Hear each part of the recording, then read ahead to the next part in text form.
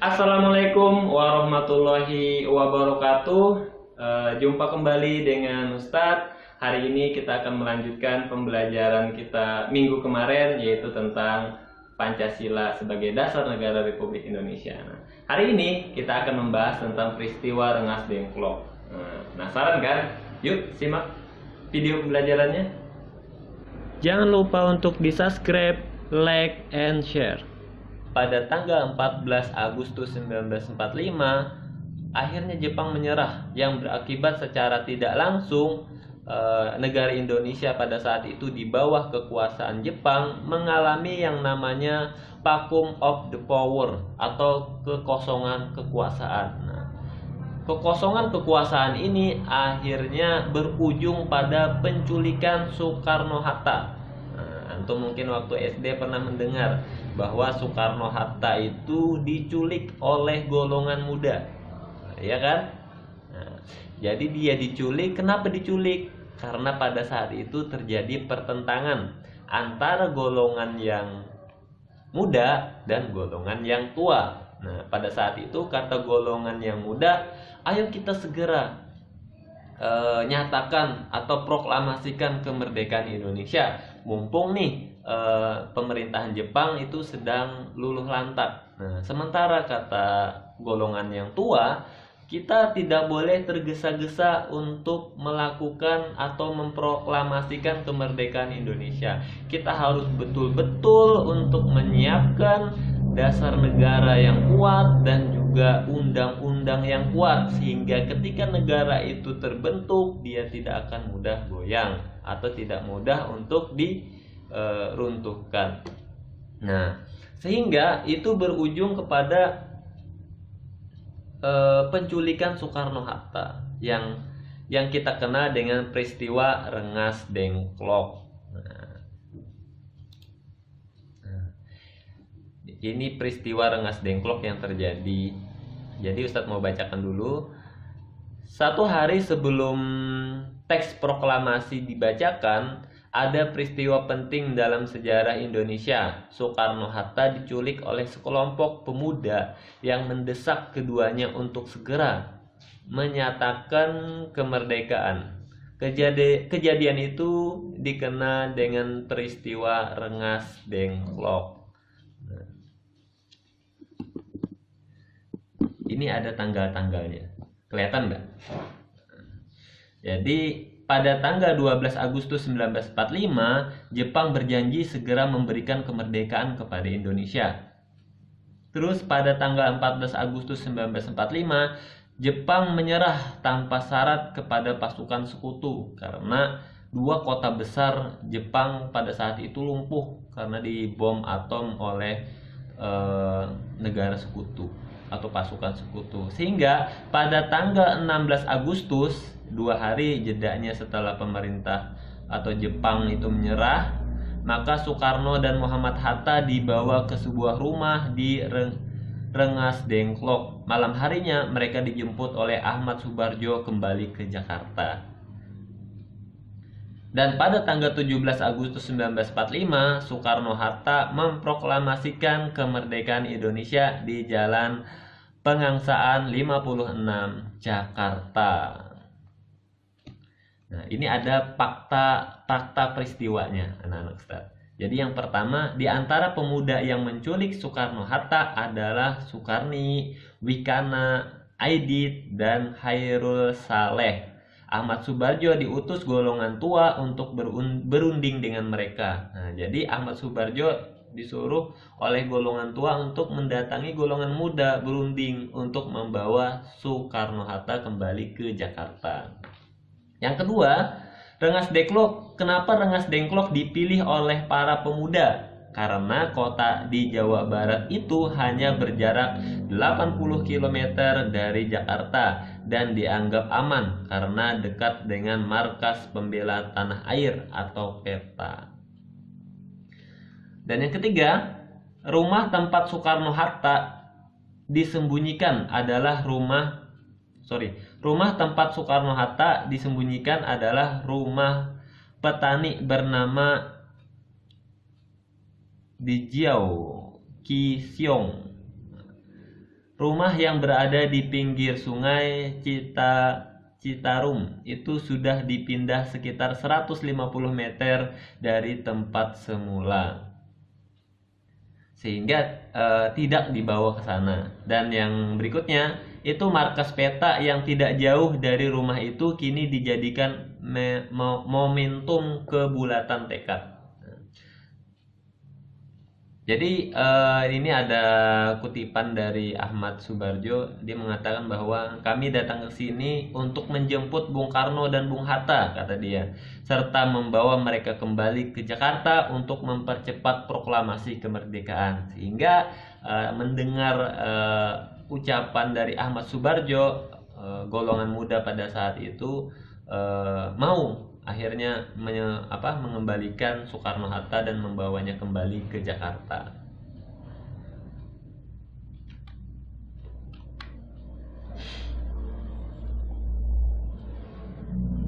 Nah, ini adalah salah satu foto. Ini bukan foto asli, ini kayaknya lukisan saat perumusan naskah proklamasi. Dan ini adalah pengetikan ulang naskah proklamasi oleh Sayuti Melik, dan bendera merah putih itu dijahit tangan oleh Ibu Fatmawati, yaitu istri Insinyur Soekarno. Dan akhirnya pada tanggal 17 Agustus 1945 yang bertepatan pada hari Jumat, dibacakanlah proklamasi yang berbunyi, kami bangsa Indonesia dengan ini menyatakan kemerdekaan Indonesia. Hal-hal yang mengenai pemindahan kekuasaan dan lain-lain diselenggarakan dengan cara seksama dan dalam tempo yang sesingkat-singkatnya. Jakarta, 17 Agustus tahun 1945, atas nama bangsa Indonesia, Soekarno-Hatta. Nah, ini adalah pembacaan yang dilakukan. Pembacaan ini di Jalan Pengangsaan Timur, nomor 56, Jakarta Pusat.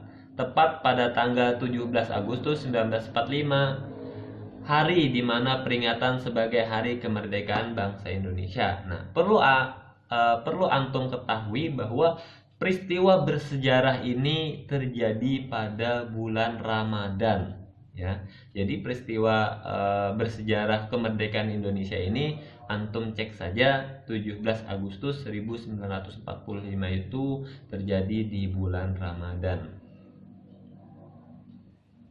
Nah, sehari setelah proklamasi kemerdekaan Indonesia, maka PPKI melakukan sidang pertama yang menghasilkan 3 keputusan. Yang pertama, kata muqaddimah dalam kata pembukaan itu dirubah menjadi kata pembukaan. Jadi dulu namanya muqaddimah, tapi dirasa kalau kata muqaddimah ini akan cenderung berpihak hanya kepada satu agama, sehingga diganti katanya menjadi kata-kata yang lebih umum yang bisa diterima oleh agama yang lain. Maka dirubah, yang katanya awalnya muqaddimah itu diganti menjadi kata pembukaan. Yang kedua, sila pertama yaitu ketuhanan dengan kewajiban menjalankan syariat Islam bagi pemeluknya diganti menjadi ketuhanan yang Maha Esa.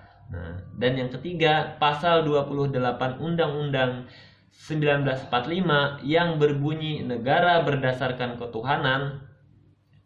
yang berdasarkan atas ketuhanan dengan kewajiban menjalankan syariat Islam bagi pemeluk-pemeluknya diganti menjadi pasal 29 Undang-Undang 1945, yaitu negara berdasarkan ketuhanan yang Maha Esa. Yang keempat, pada pasal 6 ayat 1 yang semula berbunyi presiden yang berhak menjadi presiden ialah orang Indonesia asli dan beragama Islam, itu pun juga dirubah diganti menjadi presiden ialah orang Indonesia asli.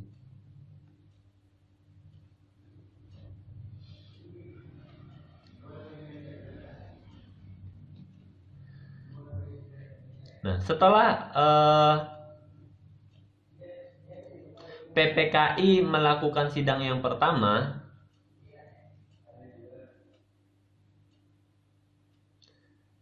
pada tanggal 18 Agustus 1945 itu juga ada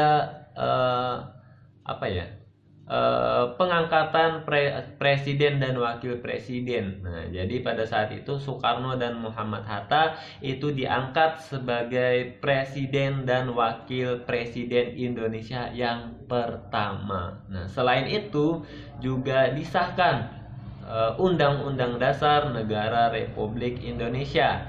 Dan yang ketiga, selain mengangkat presiden dan wakil presiden, terus itu juga menetapkan Undang-Undang Dasar Negara Republik Indonesia, dan yang ketiga itu adalah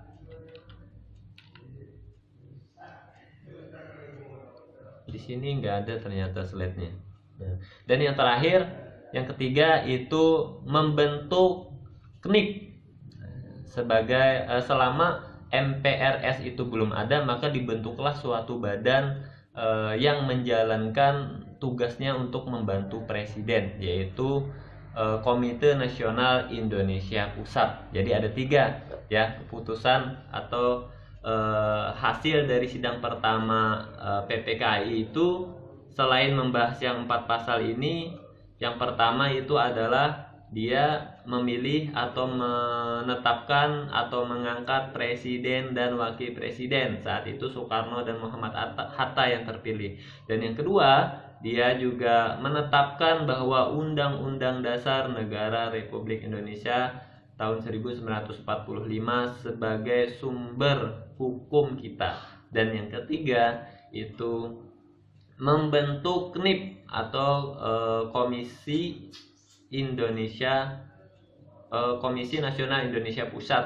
Nah, yang tugasnya sebelum MPRS itu dibentuk, dia adalah sebagai pembantu presiden dalam menjalankan tata kenegaraannya.